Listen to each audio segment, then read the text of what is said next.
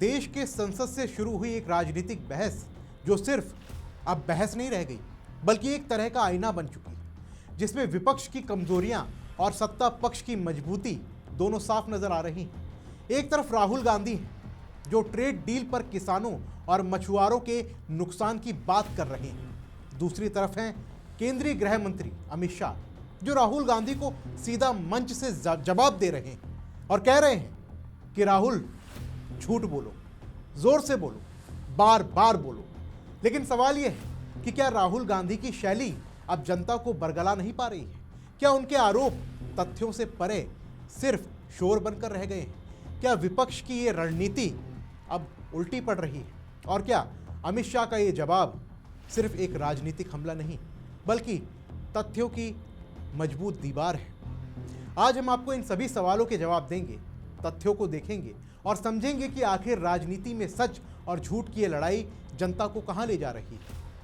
नमस्कार, मेरा नाम है शुभम गुप्ता और आप देखना शुरू कर चुके हैं वीके न्यूज। आज अमित शाह ने पौंडुचेरी में बीजेपी की रैली को संबोधित करते हुए राहुल गांधी पर तीखा प्रहार किया और कहा कि राहुल गांधी और विपक्ष ने रोजाना झूठ बोलने की नई परंपरा शुरू की। झूठ बोलो, जोर से बोलो, सार्वजनिक रूप से बोलो, बार बार बोलो, ये राहुल गांधी की नीति है। कांग्रेस के नेता राहुल गांधी हर रोज झूठ बोलने की एक नई परंपरा शुरू करें। हमारे नेता और देश के प्रधानमंत्री नरेंद्र मोदी जी ने यूरोपियन यूनियन और इंग्लैंड के साथ किए हुए फ्री ट्रेड एग्रीमेंट और अमेरिका के साथ किए हुए ट्रेड डील से हमारे देश के मछुआरों का सबसे बड़ा फायदा होने वाला है। देखिए, अमित शाह का कहना था कि जनता विपक्ष की इस झूठ गढ़ने वाली फैक्ट्री को पहचान चुकी है, खासकर ट्रेड डील और फ्री ट्रेड एग्रीमेंट पर। राहुल गांधी आरोप लगा रहे हैं कि यूरोपियन यूनियन, ब्रिटेन और अमेरिका के साथ हुई डील से किसानों और मछुआरों का नुकसान होगा। जनता को गुमराह किया जा रहा है, भ्रांति फैलाई जा रही है। लेकिन शाह ने मंच से साफ कहा कि राहुल जी, आप इन डील्स को बारीकी से, ध्यान से पढ़िए। प्रधानमंत्री मोदी ने किसानों, पशुपालकों और मछुआरों को 100% प्रोटेक्शन दिया है, कोई नुकसान नहीं है। दोस्तों, ये जवाब सिर्फ शब्द नहीं है, ये तथ्यों पर आधारित है। शाह ने पुरानी कांग्रेस सरकारों को याद दिलाया कि मनमोहन सिंह के समय के वैश्विक समझौते क्या थे, जहां किसानों के हितों को नजरअंदाज किया गया, उन्हें बेच दिया गया। लेकिन मोदी सरकार ने हर संवेदनशील सेक्टर को सुरक्षित किया। डेयरी, फिशरीज, एग्रीकल्चर, सब में प्रोटेक्शन देने का काम किया। आप एक बार राहुल गांधी के तरीकों पर गौर कीजिए।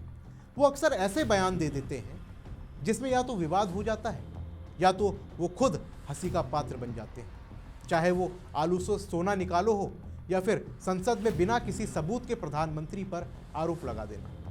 और इसका कारण क्या है? इसका कारण है राहुल गांधी का अधूरा ज्ञान। ये तो हम सब जानते हैं कि अधूरा ज्ञान कितना खतरनाक होता है, लेकिन बस ये बात राहुल गांधी को समझ नहीं आ रही या फिर वो समझ नहीं पा रहे हैं।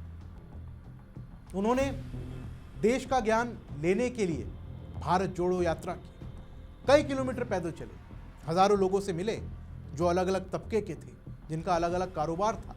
लेकिन इतनी पदयात्रा, देश भ्रमण करने के बाद भी राहुल गांधी की सोच समझ की क्षमता में सिर्फ कुछ ही % का फर्क आया है।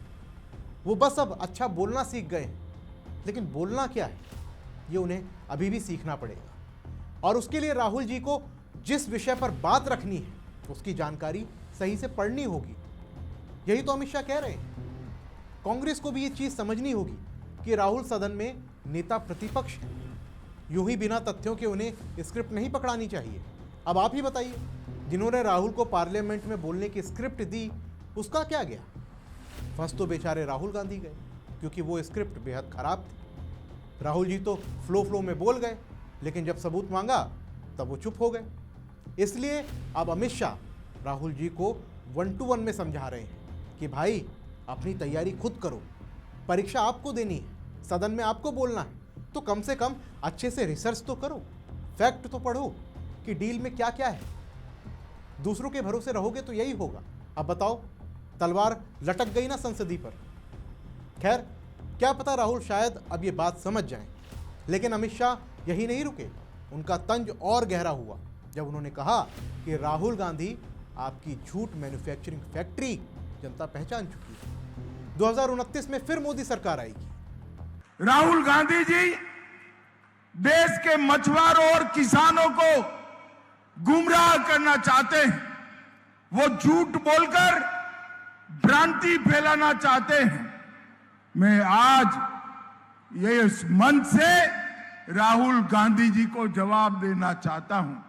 राहुल गांधी जी, ट्रेड डील और एफटीए की बारीकियों को ध्यान से देखिए। नरेंद्र मोदी जी ने हमारे देश के किसानों को और पशुपालकों को 100% प्रोटेक्शन देने का काम किया है।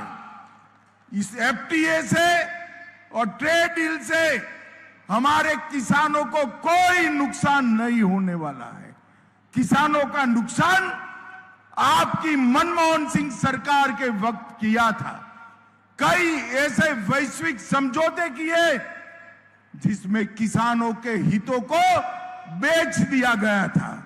नरेंद्र मोदी जी ने यहां पर किसानों का, पशुपालन करने वाले भाइयों बहनों का और मछुआरों का 100% प्रोटेक्शन करने का काम किया है।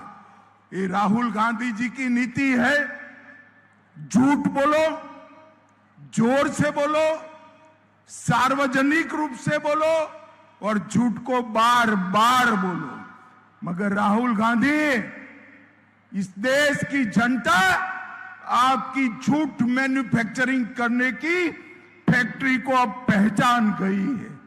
और एक बार मैं फिर से कहता हूं कि 2029 में नरेंद्र मोदी जी के नेतृत्व में NDA lead Bharatiya Janata party का गवर्नमेंट बनने वाला है। आपका बारी नहीं आने वाला। भाइयों बहनों, मैं पुडुचेरी के भी किसानों को, मछुआरों को, टेक्सटाइल इंडस्ट्रीज वालों को ये कहने आया हूं, ना टेक्सटाइल इंडस्ट्री का कोई नुकसान हुआ है, ना मछुआरों का हुआ है, और किसानों को 100% प्रोटेक्शन देने का काम हमारे नेता नरेंद्र मोदी जी ने किया है।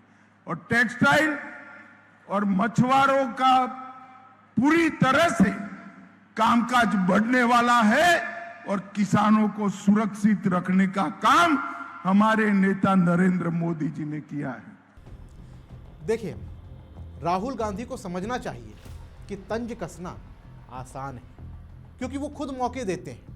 ट्रेड डील की बारीकियां ना पढ़ना, किसानों को गुमराह करना, पुरानी सरकारों की गलतियां भूल जाना, ये कुंठा है, लगातार हार की कुंठा। लेकिन विपक्ष का काम सवाल उठाना है, रचनात्मक सवाल, वो भी तथ्यों पर, ना कि शोर मचाना। राहुल गांधी अगर बारीकियां पढ़ते तो शाह को जवाब देने का मौका नहीं मिलता, लेकिन नहीं, वही पुराना तरीका। देखिए, ये बहस लोकतंत्र के लिए ज़रूरी है। ट्रेड डील जटिल है, किसानों के हित महत्वपूर्ण है, लेकिन बहस तथ्यों पर हो, ना कि आरोपों पर। शाह ने तथ्य दिए, प्रोटेक्शन की बात की, पुरानी गलतियां याद दिलाई, और राहुल गांधी वो सिर्फ शोर मचाते हैं। ये अंतर है सत्ता और विपक्ष का, जिम्मेदारी और शोर का। और ये राजनीति हमें सिखाती है, तथ्य मजबूत होते हैं, शोर नहीं। राहुल गांधी की शैली अब पुरानी हो चुकी है। जनता नई राजनीति चाहती है, तथ्यों वाली, जिम्मेदारी वाली। क्योंकि ये सिर्फ शाह और राहुल गांधी की बहस नहीं है, ये लोकतंत्र की बहस है। और आपकी राय क्या है? क्या राहुल गांधी के आरोप जायज़ हैं या शाह का जवाब मजबूत है? कमेंट बॉक्स में हमें ज़रूर बताइए। अगर ये विश्लेषण आपको पसंद आया तो वीडियो को लाइक करें, शेयर करें और चैनल को सब्सक्राइब करना ना भूलें। फिलहाल के लिए इस रिपोर्ट में बस इतना ही। मिलते हैं अगली वीडियो में, तब तक के लिए जय हिंद। वीके न्यूज़, राष्ट्र के नाम।